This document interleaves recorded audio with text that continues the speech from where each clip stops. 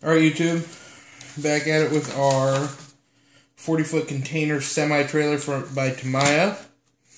In this video, we're going to do steps 3 and 4. Step 3 has got 50 some odd screws to it. So, I'll do a couple parts of it, pause the video, finish it out, come back, and we'll do steps 4. So step 3 involves putting these supports on our trailer right here and right here and another one up front to bind everything together and give it a little more structural rigidity so it doesn't feel all loose. Now these guys, again, cut to matter, so you make sure you get all these lined up correctly. They'll match perfectly, and they're not. You can't flip them upside down to get them to match because they're inset screws. So we got 4 of them that need to go on, and then we got the one big plate which goes on up front. So let's go ahead and start. We'll do a back one. See if I can make it so you guys can see what's going on.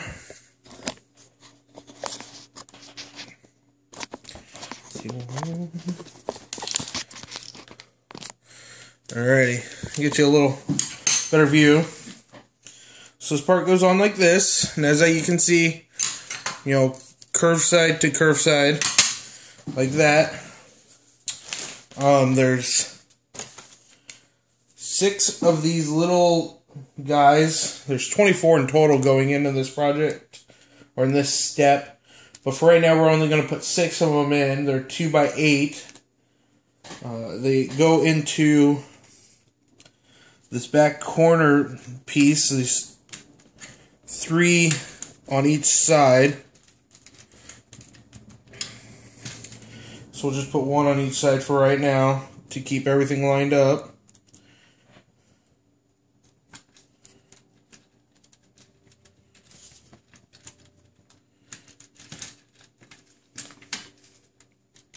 And make sure you're seating them all the way because they are countersunk for a reason.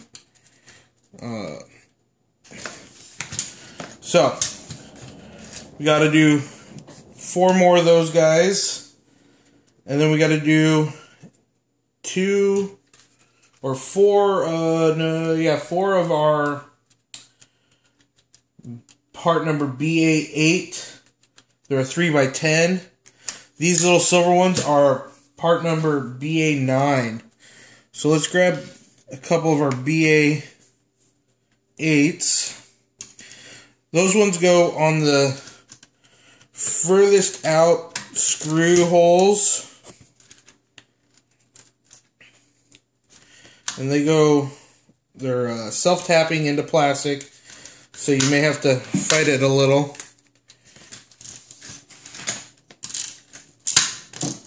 To get it started, but once it's started, it should straighten itself out and seat itself in. Alrighty. So we'll do 1 on each side. Again, to help with keeping everything lined up proper.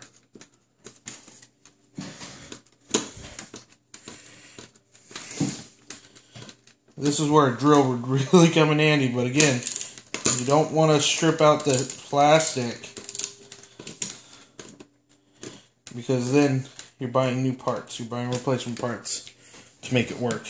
So, once we've got those down, we got 4 more in the middle here, which are going to take a part number BA5. It's a 3x10 countersunk with a little Loctite on it and a nut on the backside.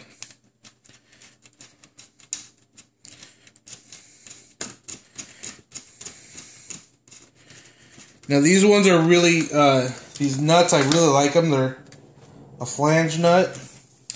They, see if I can get you to see that. They have teeth on them right there, so they bite the metal. So they really help get in nice and tight. Alrighty. So, do 2 of those guys.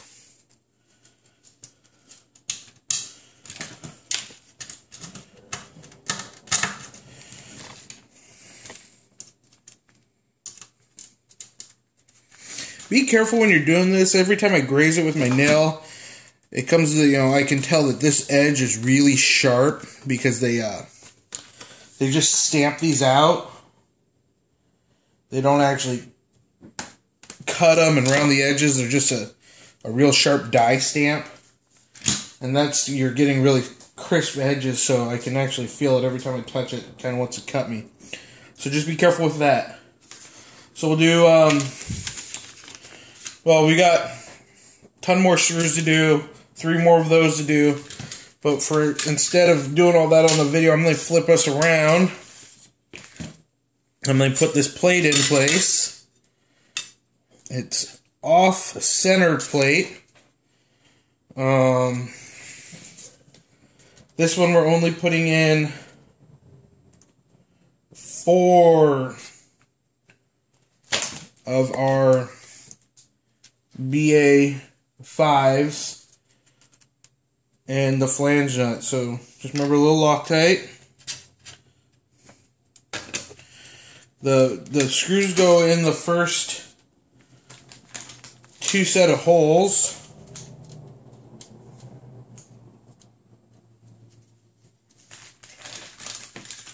So just kind of get one started, and then get a second one started so that way the plate stays in place and stays lined up and you don't run into any alignment issues down the road. So we'll just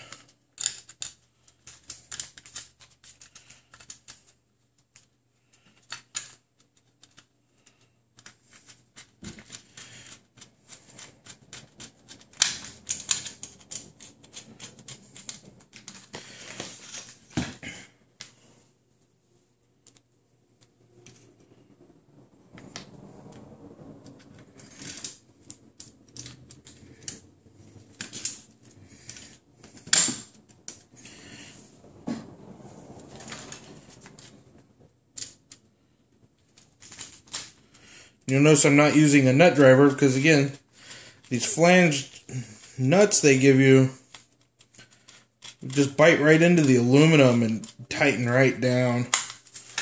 So there's no real need for it. I don't really see why they're having us Loctite it other than it's, you know, metal to metal. They're not nylock nuts. They're just flange nut, and that's the flange nut's a BA10. There's 16 of them that are going to go in on this step, so it's kind of funny. You really cleared through some inventory on the screws in a hurry. Alrighty, so is that done? I'll do just the front bracket real quick.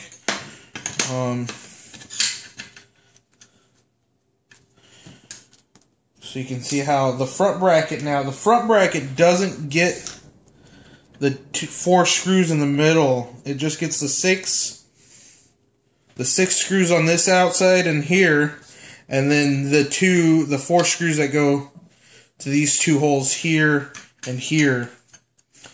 I'm going to assume we have some more plates bolting in on the underside before we put any more screws in the middle of it.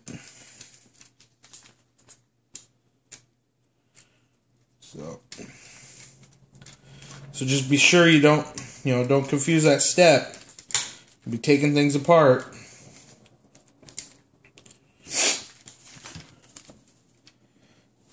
So here.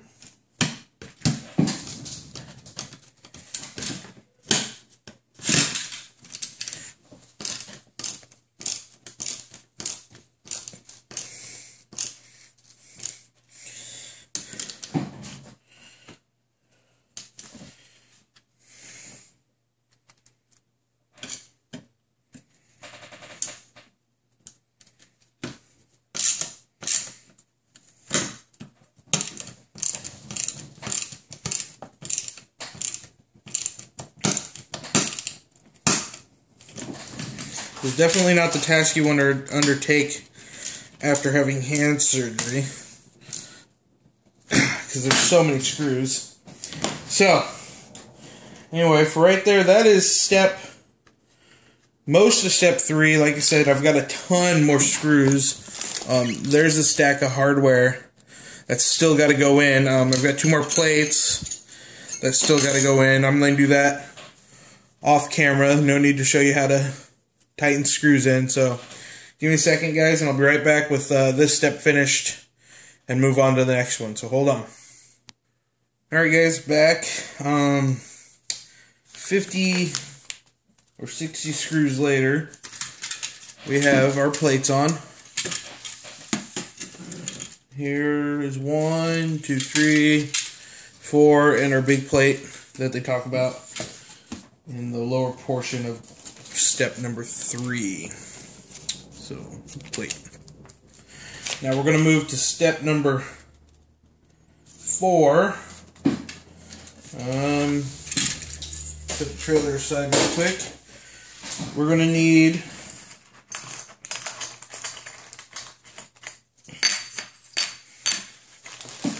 all of these guys. So 1, 2, 3, 4, 5, 6. And we need all of these guys.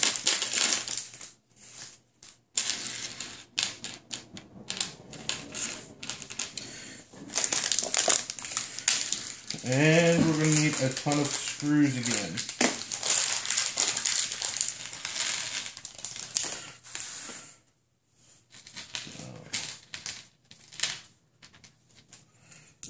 Those 32 flange nuts. Good golly. 1, 2, 3, 4. Anyway, we'll hunt those down later because there's so many. And this is pretty much the rest of our screws poured out over here. This is the rest of what we got to finish step 4. So, I'll get you guys so you can see again. What we do is you take E. What's E? E. Treat E. Let me treat E real quick.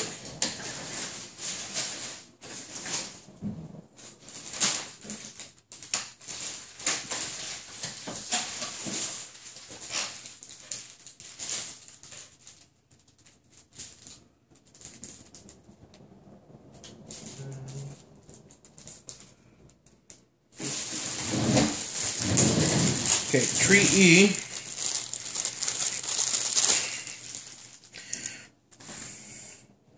We have to build 6 of these suspensioner dampener guys. So, 1, 2.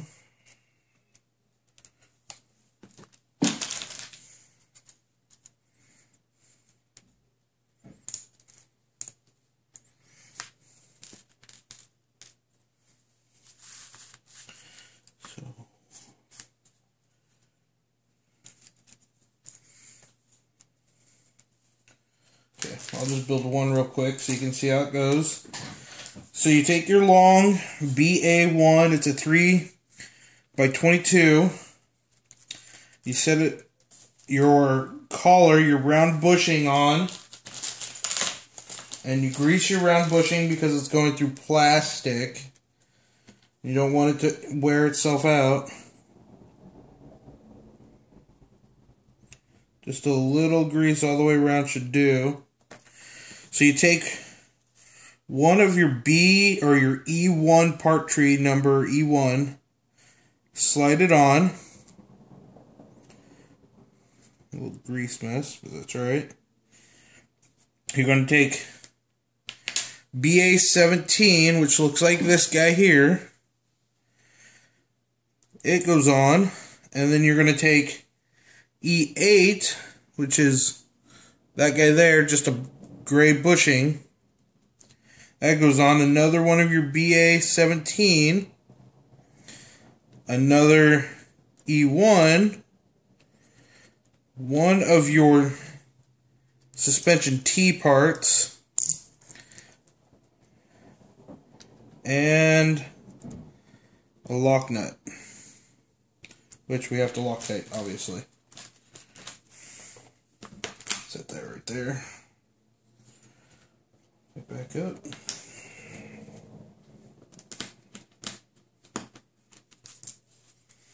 Okay. Be careful not to get any grease on your actual screw threads, because then the Loctite and the nut don't work. We'll just back off as soon as that Loctite sets up. The grease should just let it slide right off. So take that, cinch it down. It should stay free spinning even when it's tight. This is where your leaf springs are going to sit. I'm going to assume. I haven't looked that far ahead. So yeah, this is where your leaf springs look like they're going to sit. So they need to be able to free spin still. So I'm going to pause. Actually, let me build one more just so we can see. So again, you take your long screw. It's your BA1. It gets a bushing. That bushing gets a little grease.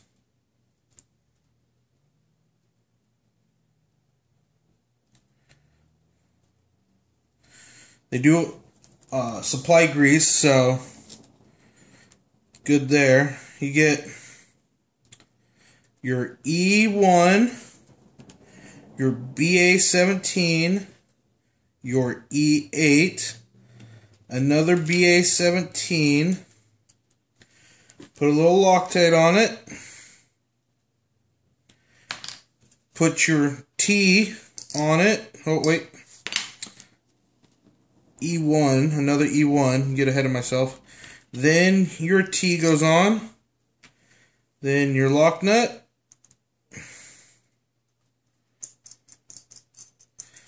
run that down with your finger, and then cinch it down.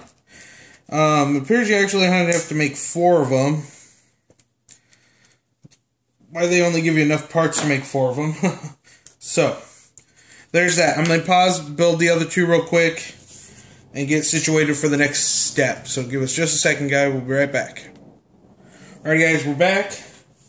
I've got 4 of them made, 1 already installed.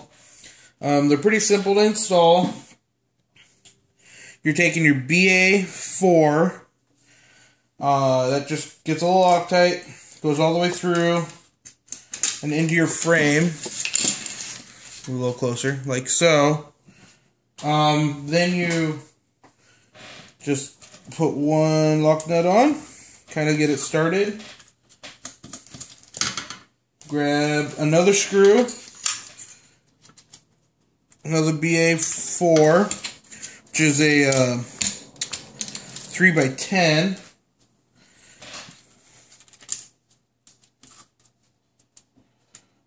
Get that to go on. Now there's 4 in total that are going on this. I'm not going to show putting all 4 on. I can do that on my own. You guys will get the gist. So you just repeat that for these 2. The front one's a bit different. The front one, you're taking a E2, which is just your plastic parts tree. You're taking one of these 90-degree Z-bend guys and one of these flat pieces. The flat piece goes on the inside. So what you're doing is you're taking the longer screw, which is a BA3, that's a 3x15. You put a little Loctite on it. You go through the Z-bend one, into the flat one. If I get my hands to work. Through the Z-bend, into the flat one, like so, and then into your E2, like so, and then it goes through the corner on your T, your T corner, so you can see that there's 2 screws here. They'll go through like that. And then they just go into the frame with a lock nut. Now, when you're doing that, make sure you're doing it on the furthest back 2 screw holes. The furthest ones back, because, well, your spring is going to go in there, so you got to make sure your spacing's right, and you don't have to take it apart later to fix it. So we'll do both of those real quick. Lose my screw to the Loctite. Oh, man.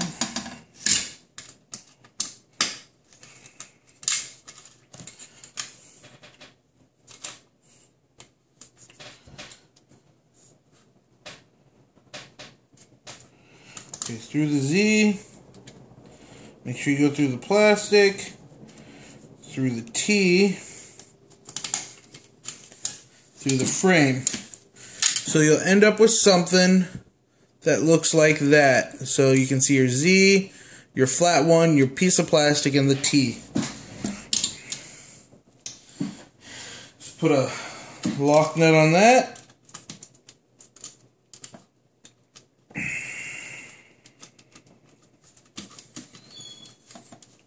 Okay. Make sure you don't cinch everything down until you've got all the screws in place. It'll make aligning it a lot nicer later on. So, now on our back, you can see we got this mount here. Right here. To make that mount, what you do is you get your Z-bend again, another flat, but this time you use your E3, which is a bit thicker of a spacer. You're gonna use still gonna use your same long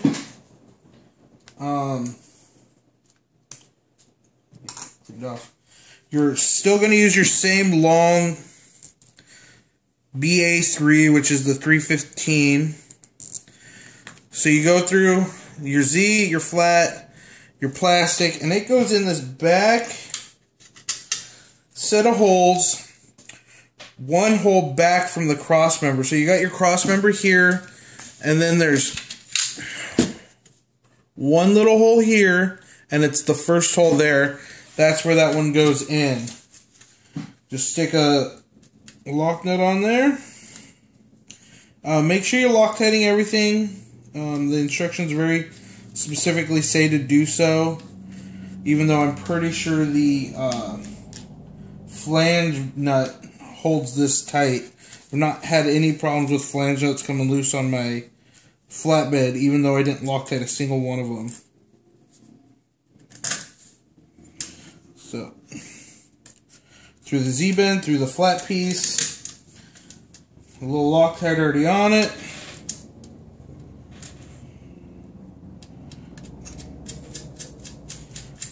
These ones you can cinch up.